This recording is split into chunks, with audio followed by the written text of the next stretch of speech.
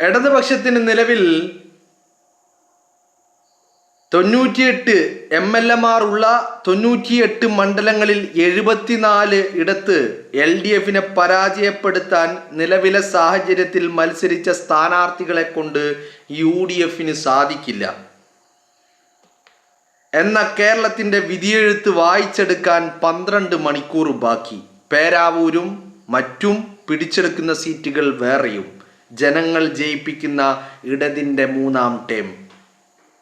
P Sarin തെരഞ്ഞെടുപ്പ് ഫലം വരുന്നതിൻ്റെ മണിക്കൂറുകൾക്ക് മുമ്പ് എന്ന് പറഞ്ഞാൽ മെയ് 4 തലേന്ന് രാത്രി ഞായറാഴ്ച വൈകുന്നേരം സരിൻ പങ്കുവെച്ച ഒരു പോസ്റ്റാണ്.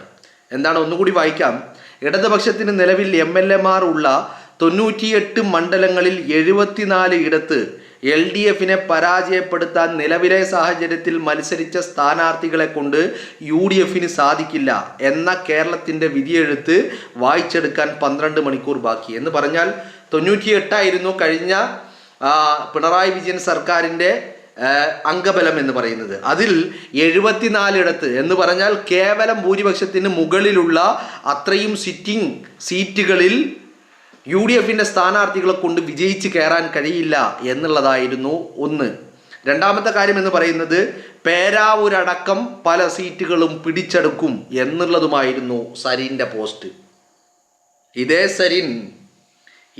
സരിൻ ഇന്നലെ റിസൾട്ട് വന്നു കഴിഞ്ഞപ്പോൾ പങ്കുവെച്ച മറ്റൊരു പോസ്റ്റ് ഉണ്ട്. അതുകൂടി വായിക്കാം, എന്നിട്ട് ഞാൻ ബാക്കി കാര്യങ്ങൾ പറയാം. The message is loud and clear. ജനവിധി അംഗീകരിച്ചേ മതിയാകൂ. അത് അന്തിമമാണ്, പക്ഷേ ഒന്നിൻ്റെയും അവസാനമല്ല. തോൽവിക്ക് കാരണങ്ങൾ പലതുണ്ടാകാം, അത് ഓരോന്നായി കണ്ടെത്തുകയും തിരുത്തുകയും വേണം എന്ന് പറഞ്ഞിട്ടുള്ള ഒരു പോസ്റ്റാണ്. അപ്പോൾ അന്തിമമാണ്, പക്ഷേ ഒന്നിൻ്റെയും അവസാനമല്ല എന്നാണ് പറയുന്നത്. ആയിരിക്കാം. എന്നാൽ ഇതേ സരിൻ ഈ തെരഞ്ഞെടുപ്പ് റിസൾട്ട് വരുന്നതിൻ്റെ മണിക്കൂറുകൾക്ക് മുമ്പ് പറയുന്നു 98 സീറ്റ് നിലവിൽ ഞങ്ങൾക്കുള്ള 98 സീറ്റ്, അതിൽ 74 ഇടത്ത് എന്ന് പറഞ്ഞാൽ കണക്കൊക്കെ കൂട്ടി കുറച്ച് ഗുണിച്ച് ഹരിച്ച് പറയാണ് 98ൽ 74 ഇടത്ത് ഞങ്ങളെ പരാജയപ്പെടുത്താൻ പോന്ന ഒരൊറ്റ സ്ഥാനാർത്ഥിയും നിങ്ങൾക്കില്ല, UDFനില്ല. UDFിൻ്റെ സ്ഥാനാർത്ഥികൾക്കൊന്നും അതിന് കെൽപ്പില്ല. ഈ പൊളിറ്റിക്കൽ പിമ്പ് മനസ്സിലാക്കേണ്ടിയിരുന്നത് എന്താണ്? അവിടെ UDFനാ വോട്ട്, UDFിൻ്റെ സ്ഥാനാർത്ഥികൾക്ക് മാത്രമായിരുന്നില്ല. ഈ പ്രസ്ഥാനത്തിനാണ് വോട്ട് കിട്ടിയത്, ഇതിൻ്റെ സ്ഥാനാർത്ഥികൾക്ക് മാത്രമായിരുന്നില്ല. ഇവിടെ ജനം വിധിയെഴുതിയത് UDF അധികാരത്തിലേക്ക് വരണം എന്ന് പറഞ്ഞാൽ കഴിഞ്ഞ 10 വർഷക്കാലം കേരളത്തിൻ്റെ ജനതയെ കട്ടുമുടിച്ച് നക്കിത്തൂറിയ പിണറായി വിജയനെ അടിച്ച് പുറത്തേക്ക് ഇറക്കണം എന്നുള്ളതായിരുന്നു ജനത്തിൻ്റെ വിധി. അത് മനസ്സിലാക്കാൻ ഈ കൃമികീടങ്ങൾക്ക് സാധിച്ചില്ല എന്നുള്ളതാണ്. ഈ അന്തംകമ്മി കൃമികീടങ്ങൾക്ക്, പിണറായി വിജയൻ്റെ കൃമികീടങ്ങൾക്ക് അത് മനസ്സിലാക്കാനുള്ള ബുദ്ധി ഉണ്ടായില്ല. മനസ്സിലായില്ലേ? എങ്ങനെ ഉണ്ടാവാനാ? അരിയാഹാരം കഴിക്കുന്നവനല്ലേ ആ ബുദ്ധി ഉണ്ടാവുകയുള്ളൂ. അതല്ലാത്തവന് എവിടെ നിന്ന് ബുദ്ധി ഉണ്ടാവാനാ? ഉണ്ടാവില്ല. ഇവരൊക്കെ കരുതിയത് VD സതീശൻ 100 എന്ന് പറഞ്ഞപ്പോൾ പിണറായി വിജയൻ ധാർഷ്ട്യത്തിൻ്റെ ചിരി, അഹങ്കാരത്തിൻ്റെ ഹുങ്കിൻ്റെ ചിരിയായിരുന്നു. തോറ്റു തുന്നം പാറിയ അടിമകൾ ഓരോന്നും നിങ്ങളൊന്ന് നോക്കൂ. വിജയിച്ച മന്ത്രിമാരിൽ CPMൻ്റെ അല്ല, CPIയുടെ മന്ത്രിമാരാണുള്ളത്. CPIയുടെ മന്ത്രിമാർ, CPMൻ്റെ 1-2 മന്ത്രിമാരുണ്ട്. പക്ഷേ വിജയിച്ച മന്ത്രിമാരിൽ മിക്ക എണ്ണവും CPIയുടെ മന്ത്രിമാരാ. അതവിടെ നിൽക്കട്ടെ. ഈ വിജയൻ്റെ കുഴലൂത്തുകാരായിട്ടുള്ള നല്ല 1-ാം തരം ഊമ്പൽ വിദഗ്ധന്മാരായിട്ടുള്ള MB രാജേഷ്, P രാജീവ് എന്ന് തുടങ്ങിയ എല്ലാ എണ്ണവും 8 നിലയിൽ പൊട്ടി തകർന്നടിഞ്ഞു. മനസ്സിലായില്ലേ? ഞാൻ ചോദിക്കുന്നത് പി സരിനോടാണ്. 2024 പാലക്കാട്ടെ ഉപതെരഞ്ഞെടുപ്പിൽ സ്ഥാനാർത്ഥിത്വം ലഭിക്കാത്ത ഒരൊറ്റ കാരണം കൊണ്ട് സ്ഥാനാർത്ഥി പ്രഖ്യാപനം ചൊവ്വാഴ്ചയാണ് ഉണ്ടായത്. രാഹുൽ മാങ്കൂട്ടമാണ് പാലക്കാട്ടെ UDFിൻ്റെ സ്ഥാനാർത്ഥി എന്ന പ്രഖ്യാപനം ചൊവ്വാഴ്ച വരുന്നു. തിങ്കളാഴ്ച വൈകുന്നേരം രാത്രി വളരെ വൈകിയും ഉറങ്ങാൻ കിടക്കുന്ന നിമിഷങ്ങൾക്ക് മുമ്പ് വരെ KPCC ഓഫീസിൻ്റെ തിണ്ണ നിരങ്ങിയിട്ട് എന്നെ സ്ഥാനാർത്ഥിയാക്കണമെന്ന് പറഞ്ഞവൻ പാലക്കാട്ടെ സ്ഥാനാർത്ഥി രാഹുൽ മാങ്കൂട്ടമാണെന്ന് പറഞ്ഞപ്പോൾ മറുകണ്ഠം ചാടി അവിടെ സ്ഥാനാർത്ഥിയായവൻ എന്തുകൊണ്ട് ഈ തെരഞ്ഞെടുപ്പിൽ മത്സരിച്ചില്ല? 1. 2, ഭരണമില്ലാത്ത പ്രതിപക്ഷത്ത് വെറും 38 അംഗങ്ങൾ മാത്രമുള്ള, അല്ലേ, 38 ഇല്ലല്ലോ, 35 അല്ലേ, 35 അംഗങ്ങൾ മാത്രമുള്ള പിണറായി വിജയൻ ഏത് നിമിഷവും രാജിവെക്കാൻ തയ്യാറായിട്ട് നിൽക്കുന്ന ആ LDFിൻ്റെ കൂടെ സരിൻ എങ്ങനെയാണ് നിൽക്കാൻ പോകുന്നത്? ഞാൻ ചോദിക്കുന്നത് LDFിനെ കുറിച്ചൊന്നല്ല, ഈ സരിൻ എന്തുകൊണ്ട് 2026 കഴിഞ്ഞ തെരഞ്ഞെടുപ്പിൽ കേരളത്തിൽ എവിടെയും, പാലക്കാട് വേണ്ട, എവിടെയും മത്സരിച്ചില്ല?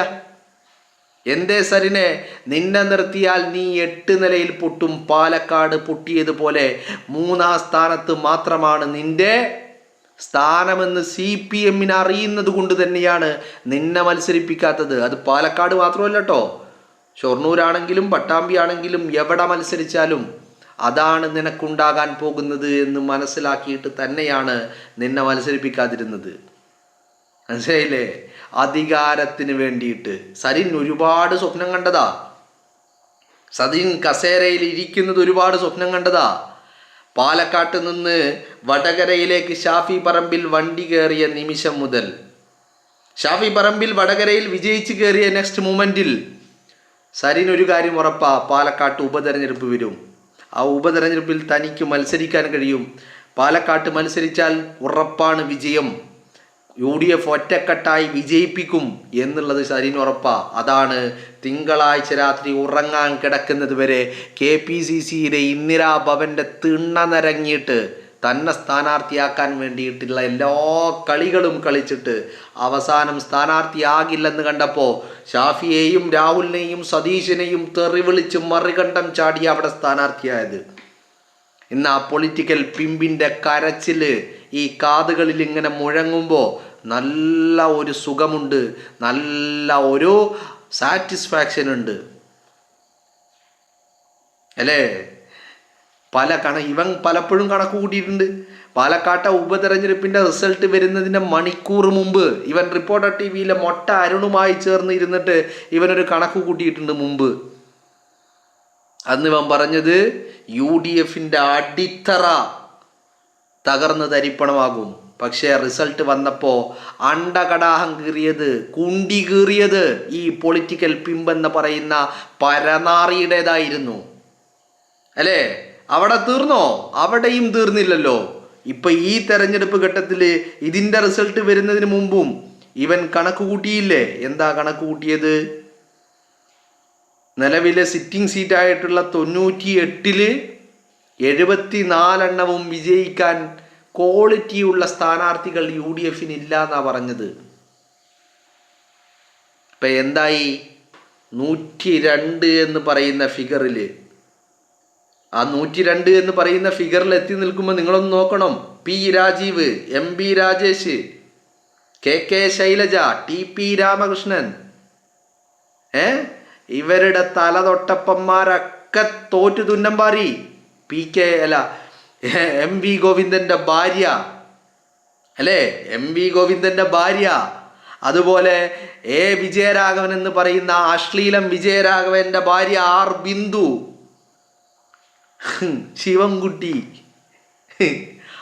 RSSകാരനുമായിട്ട് ഡീലുണ്ടാക്കിയ ശിവൻകുട്ടി തോറ്റു തുന്നമ്പാറി. പക്കാ ക്രിമിനൽ.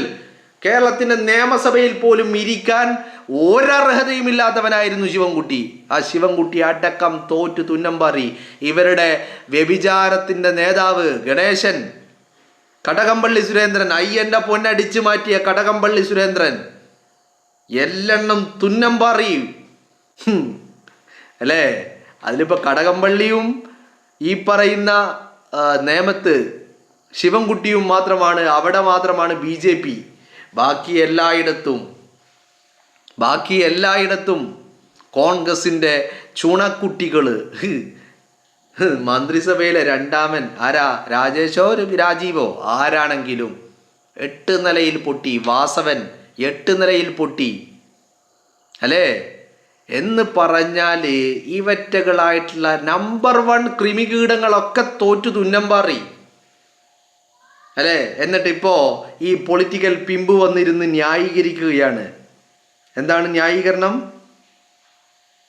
ന്യായീകരണം? ഈ പൊളിറ്റിക്കൽ പിമ്പിന്റെ തോൽവി സമ്മതിച്ചിരിക്കുന്നു.